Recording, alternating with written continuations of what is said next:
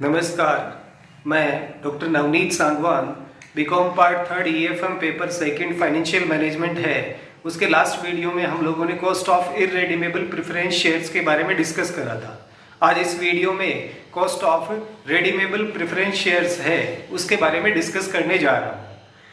इसमें थोड़ा सा चेंज है, वो फॉर्मूले में आएगा, बट उससे पहले अपना जो क्वेश्चन है उसको देख लेते हैं कि क्वेश्चन किस टाइप से है।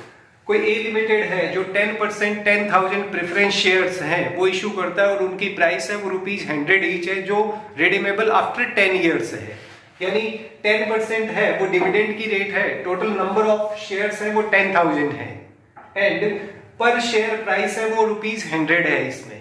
फिर उसके बाद में फर्दर इसमें 2-3 इश्यू से रिलेटेड एक्सपेंडिचर्स हैं वो गिवन है, जिसमें सबसे पहले अंडरराइटिंग कमीशन आता है 2%, फिर ब्रोकरेज आता है 1%, रेट ऑफ टैक्स है वो 50% है। हालांकि रेट ऑफ टैक्स देकर आपको कंफ्यूज किया जा सकता है, reason being preference share capital है वो ऑलरेडी आफ्टर टैक्स होता है, तो उसे आफ्टर टैक्स करने की रिक्वायरमेंट नहीं होती है।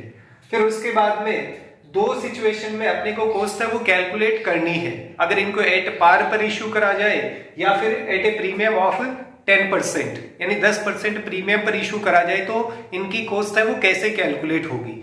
सबसे पहले कॉस्ट ऑफ रेडीमेबल डिबेंचर्स वाला फॉर्मूला अगर आपको याद है तो वो ऑलमोस्ट एज इट इज आता है, थोड़ा सा इसमें चेंज देखने को मिलता है।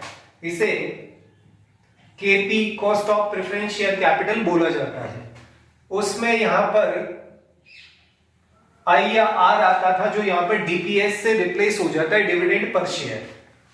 फिर इसमें ऐड करा जाता है एमवी या इसे आरवी बोला जा सकता है, जिसे मैच्योरिटी वैल्यू या रिडम्पशन वैल्यू बोला जाता है। इसमें से नेट प्रोसीड को लेस करा जाता है और ईयर ऑफ रिडम्पशन जो जिसे एन बोला जाता है उससे इसको डिवाइड करा जाता है। ये करने के बाद further MV plus net proceed divide by 2 whole multiply by 100, ये इसका फॉर्मूला हो जाता है।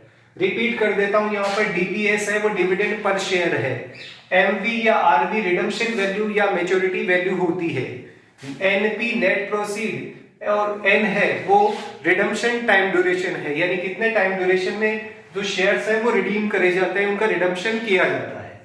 अब सिचुएशन फैक्ट है वो अपनी एट पार पर है, तो सबसे पहले अगर उनको एट पार पर इशू करा जाता है तो चीज वही रहेगी, मैच्योरिटी वैल्यू आपकी वही होती है जो फेस वैल्यू होती है अगर इनका प्रीमियम या डिस्काउंट पर रिडम्पशन नहीं करा जाता है तो। और इसके बारे में कोई इंफॉर्मेशन अपने क्वेश्चन में गिवन नहीं है।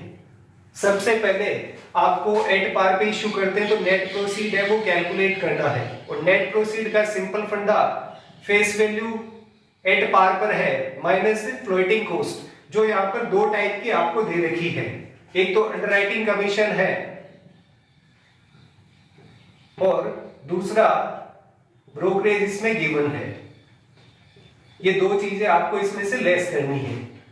फेस वैल्यू है वो ₹100 है, अंडरराइटिंग कमीशन है वो 2% ऑफ शेयर प्राइस, यानी ₹100 का 2% ₹2 हो जाएगा।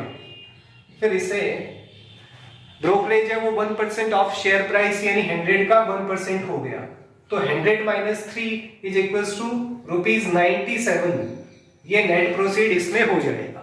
फर्दर आप इसमें वैल्यू पुट करते हैं तो डिविडेंड की रेट है वो 10% ऑफ ₹100 ₹10 हो जाएगा, तो DPS इसमें ₹10 हो गया। मैच्योरिटी वैल्यू मैंने आपको बताया जो फेस वैल्यू होती है वही मैच्योरिटी वैल्यू होती है, माइनस नेट प्रोसीड है वो इसमें 97 है, रिडम्पशन टाइम ड्यूरेशन है वो इसमें 10 इयर्स का आपको गिवन है जो यहां पर मैंने लिखा हुआ है। कंप्लीट को डिवाइड करना है आपको 100 plus 97 divide by 2 whole multiply by 100। अब इसे आप सोल्व करते हैं फर्दर तो 10 प्लस, अब इनका डिफरेंस है वो 3 का है, इसको 10 से डिवाइड करा तो 0.3 आता है, और इनको 197 डिवाइड बाय 2 ये आता है 98.5 मल्टीप्लाई बाय 100। फर्दर आप इसे सोल्व करेंगे 10.3 डिवाइड बाय 98.5 मल्टीप्लाई बाय 100, तो ये आता है 10.46%। यानी वो सिचुएशन है जहां पर शेयर्स को एट पार पर इशू करा जाता है। फिर इसमें सेकंड सिचुएशन है वो आती है एट ए प्रीमियम ऑफ 10%। तो उसमें अगेन नेट प्रोसीड कैलकुलेट करना है, फेस वैल्यू है वो 100 रुपीज है। अब इसमें प्रीमियम ऐड करा जाता है, तो 10% ऑफ रुपीज 100, ये आ गया 10 रुपीज, माइनस फ्लोटिंग कॉस्ट है वो एज इट इज 2 + 1 यानी 3 रुपीज रह जाएगी। अब इसे आप फर्दर सोल्व करेंगे तो इसका आंसर है वो 107 आता है, 107 रुपए इसमें नेट प्रोसीड होगा। बाकी फॉर्मूले में वैल्यू पुट करनी है आपको, बीपीएस है वो इसमें भी 10 रुपीज रहेगा, मेच्योरिटी वैल्यू है वो 100 है, नेट प्रोसीड है वो चेंज होकर यहाँ पर 107 हो जाएगा। रिडम्पशन टाइम ड्यूरेशन 10 इयर्स का है। कंप्लीट को आप डिवाइड करते हैं 100 plus 107 divide by 2 multiply by 100, और फर्दर आप इसे सोल्व करेंगे, बीपीएस एज इट इज आएगा। अब इसमें यहाँ पे ध्यान देने वाली बात है, 100 माइनस 107 करते हैं तो माइनस का 7 आता है, और माइनस का 7 डिवाइड बाय 10 करते हैं तो माइनस 0.7 आ जाएगा, और इनका आएगा 103.5 मल्टीप्लाई बाय 100। इसे फर्दर सोल्व करा, 9.3 डिवाइड बाय 103.5 मल्टीप्लाई बाय 100, ये आता है 8.985, या इसे ओवरऑल आप लोग 9% भी बोल सकते हैं, ग्रोस अप करेंगे तो 0.99 हो जाएगा, तो ऑलमोस्ट 8.99 या इसे 9% बोला जा सकता है। ये वो सिचुएशन होती है जिसमें रिडीमेबल प्रेफरेंस शेयर है वो 10 इयर्स के रिडम्पशन टाइम ड्यूरेशन के अकॉर्डिंग इशू करे जाते हैं। एक एट पार की सिचुएशन है, दूसरी एट प्रीमियम की सिचुएशन है। अब ये तो आफ्टर टैक्स है, मान लीजिए आपको क्वेश्चन है वो कुछ इस टाइप से दे दिया जाए कि इनको बिफोर टैक्स करें, तो उस केस में आपको क्या करना होता है, उसका सिंपल फॉर्मूला होता है केपी बिफोर टैक्स। ये आपको कैलकुलेट करना है, तो केपी आफ्टर टैक्स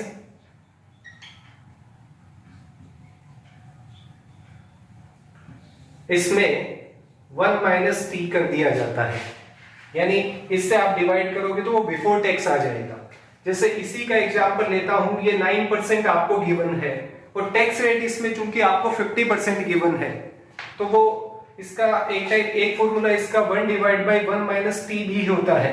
तो आप कैसे भी करें, जैसे इसमें 1 माइनस 0.5 करेंगे तब भी 0.5 आएगा, और यहाँ 1 माइनस टी करते हैं तब भी ये 0.5 आता है, तो ये 1 माइनस 0.5, फर्दर आप इसे करेंगे डिवाइड बाय 0.5, ये आंसर हो जाएगा 18%। यानी ये ऑलरेडी आफ्टर टैक्स होते हैं, इनको बिफोर टैक्स करना पड़े तो KP after tax multiply by 1 divide by 1 minus T, या फिर डिवाइड बाय 1 माइनस टी करेंगे तो वो बिफोर टैक्स हो जाता है।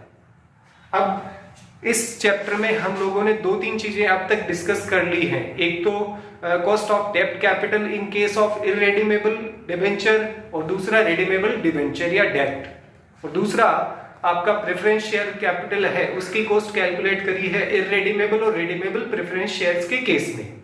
अब इससे नेक्स्ट वीडियो में cost of equity share capital है वो कैसे कैलकुलेट करी जाती है इसके बारे में डिस्कस करेंगे। तो आज के इस वीडियो में इतना ही। Thank you. जय हिंद, जय भारत।